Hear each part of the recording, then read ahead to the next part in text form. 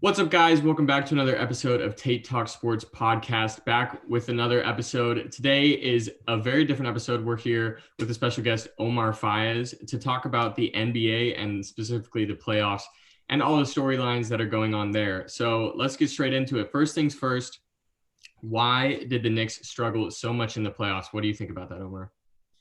I think the obvious thing is in the playoffs you need someone to lead you when the game gets slowed down, the pace is slowed down. You need someone to go in there and take charge, take control of the game. And that guy was supposed to be Julius Randle, but he just was extremely disappointing this series. We know the Knicks obviously haven't lost yet, but they're going to lose the series. Julius Randle been very disappointing. They've had a great defense, but Atlanta's just tore them apart with the pick and roll offense. And I just don't think the Knicks had enough offensive firepower without Julius Randle and RJ Barrett producing efficiently to overcome this really talented Hawks team. Yeah, I agree with you. And I think one thing that people don't talk about in this series and with the Knicks, because there's so much expectation, in the Mecca, is that they really almost have no playoff experience with their biggest players. Julius Randle, I don't think he's been to the playoffs. If he has, very limited experience. RJ Barrett obviously even still feels like a rookie. He's a young player, let alone playoff experience. And a lot of their other players are just role guys who played decent in the series, but you need your big star players to come through. And Derrick Rose, the one guy with that playoff experience, came through in a big way, played the best he has all year in the playoffs. And, they still can't get through, like you said, because of Julius Randle. And you need that star guy, which is, probably who they're going to go and get this offseason. Whoever it ends up being, we'll see. But they need that guy because, I hate to say it, but Julius Randle has kind of showed he's not the number one. He can't be a number one on a championship team. He's not quite LeBron, or KD, who's just going to get a bucket. He is a fantastic number two, at least how he played this year, but he's just not quite a number one.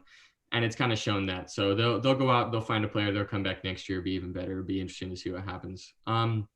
Next topic is the Clippers and Mavericks series, one that's got a lot of interest, one that went from seemingly the Clippers were going to blow through the Mavericks, then the Mavericks seemed like they were going to almost sweep the Clippers. Now it's back to a 2-2 series. Storylines all over the place. What do you think is the problem with the Mavericks? What do you think is the problem with the Clippers? And who do you have winning that series? I personally haven't really been keeping up with the Mavericks Clippers series. I have seen the small things like Luka. I saw he had a shoulder injury. He's been grabbing at that. Really frustrated last night in the, I think, 25 point loss, I think. I'm not sure what it was, but yeah, that's what I got from last night. And then the Clippers they look like a completely different team from the first two games versus the last two. I'm not really sure why. I haven't been able to analyze that because I haven't really watched it, but I kind of want to flip this on you. The one thing I can say is the games I've watched, besides Luka, Kristaps hasn't done anything. He hasn't really stepped up in a big way at all. Players like Tim Hardaway Jr., who had 28 that one game, he's been stepping up, but the Mavericks will go as far as Luka takes them, but also as far as the second and third option will take them. So I don't think they've stepped up enough. So what do you have to say about that? I agree. I think it's been the role players for the Mavericks that have held them back. I say role players. Kristaps should be more than that, but he's playing worse than a role player, at least in the last two games, definitely. And even in game two, where he got 20 points, to me, they weren't what a number two should be getting as far as 20-point goes. Throughout the game, he was getting some deep threes, some catch and shoot threes that Luka was creating for him, and some cuts to the basket. And it's great to get 20 points off a guy like that. But when you're a number two, he should also be getting points where they're throwing it to him on the low block. He's making a move and he's scoring. Sure, he may have done that once or twice, but he's got to be able to do that throughout a game consistently to really be that number two and for the Mavericks to really have a chance against this Clippers team. And he has not done that the past two games. He's barely even hit threes the past two games. And he did better last night. He did a bit better, but he's got to be even better than he was last night. And like you said, Luka's hurt, but even last night, he said himself that he didn't play well enough, and he didn't blame his injury. He just said it was on him. Who knows if it's really on him? I think the role players need to do even more, but Luka's got to have a perfect game on top of Kristaps having 20 plus points a night for them to even have a chance against this really strong Clippers team.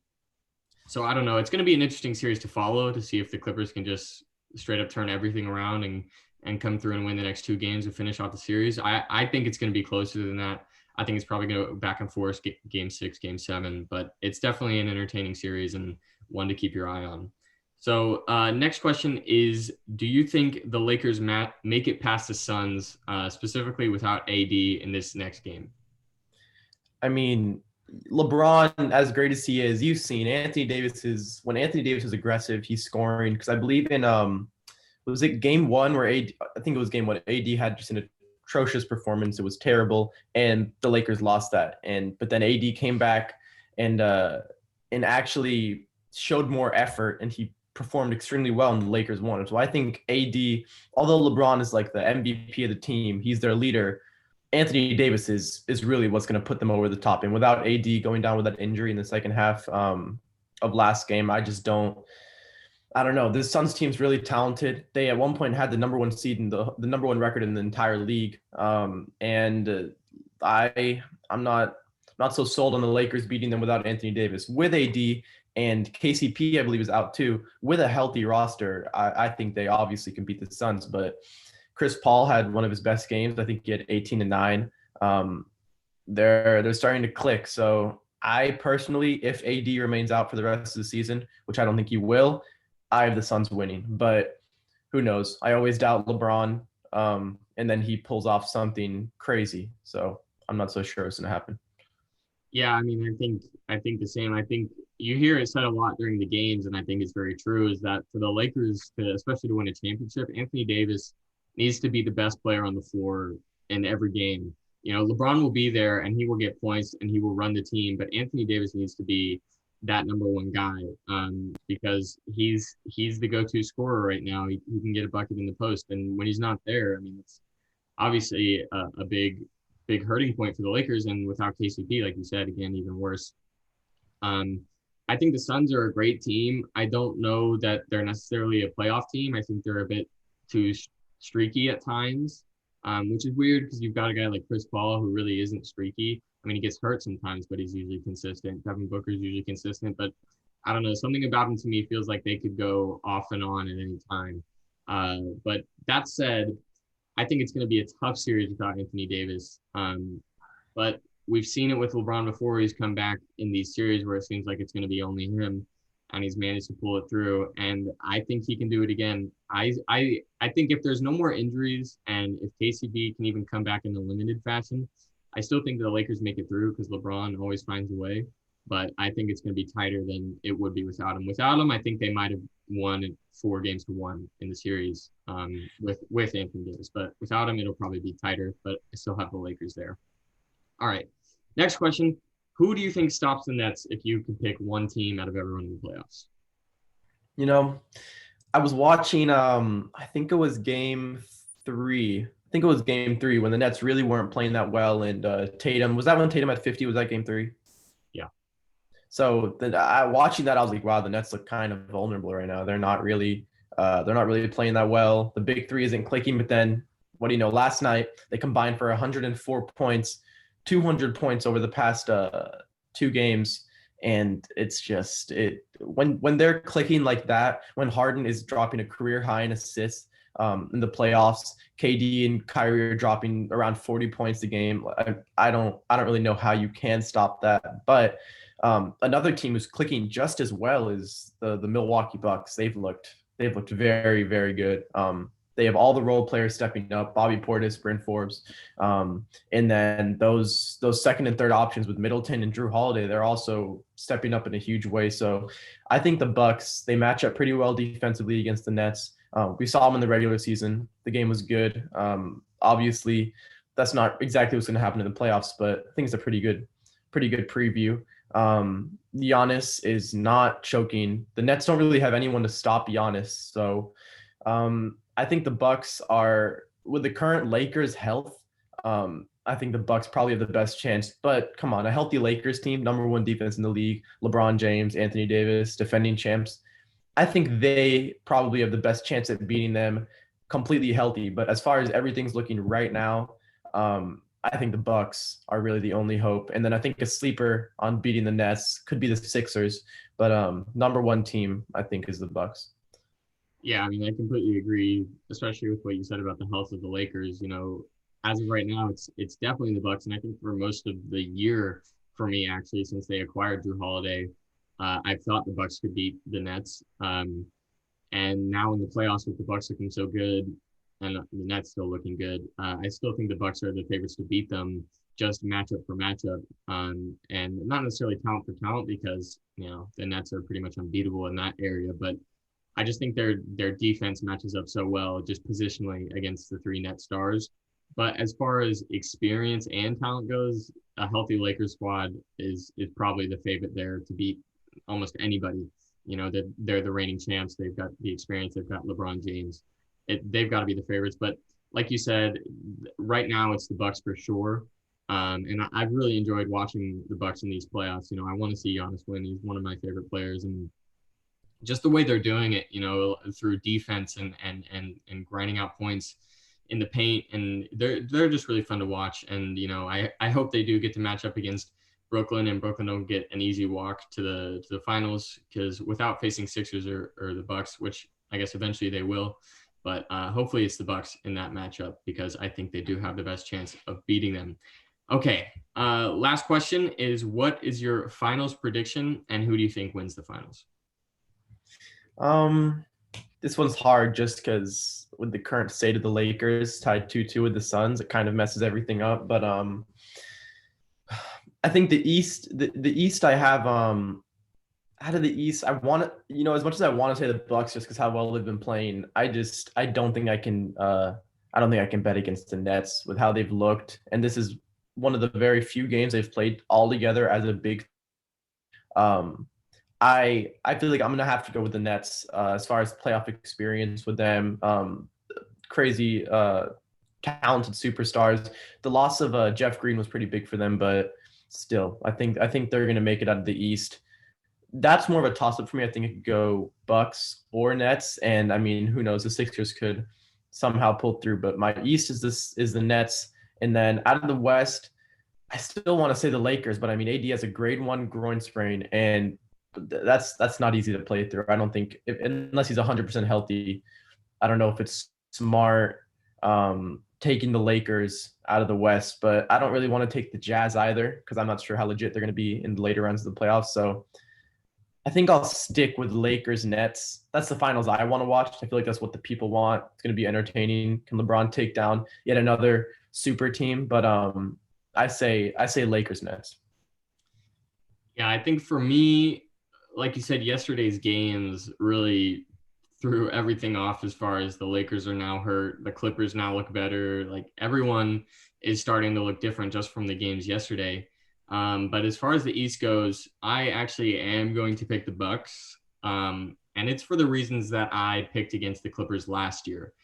And that was because they don't quite have the chemistry and the know who's going to do what at what points in the game. Who's going to get the bucket when they need it at the end of the game. Even though all of them can do it, just there being a slight question of who's going to do it has a bigger impact than you think. And we saw that last year in the Clippers, and even this year in the Clippers, we've seen it a bit.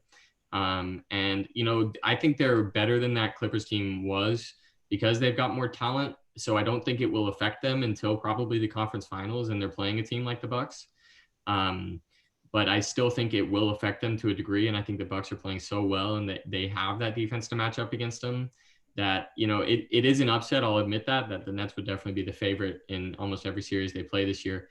But I still got to go with the Bucks out of the East. It's maybe a bit wishful, but I'm going with them out of the East. And then the West, I mean, like you said, can you really go Lakers at this point because they're so hurt? But to me, it's between the Lakers and the Jazz. I think the Clippers have shown that they choke a bit when it really counts. I mean, we'll see if they come through in this playoffs. If they come through and just reverse sweep the Mavericks after going down 2-0, maybe I'll think differently about them. But as far as what they did last year and what they've done so far this year, they just seem to me like if they played a team like the Jazz, they wouldn't make it through.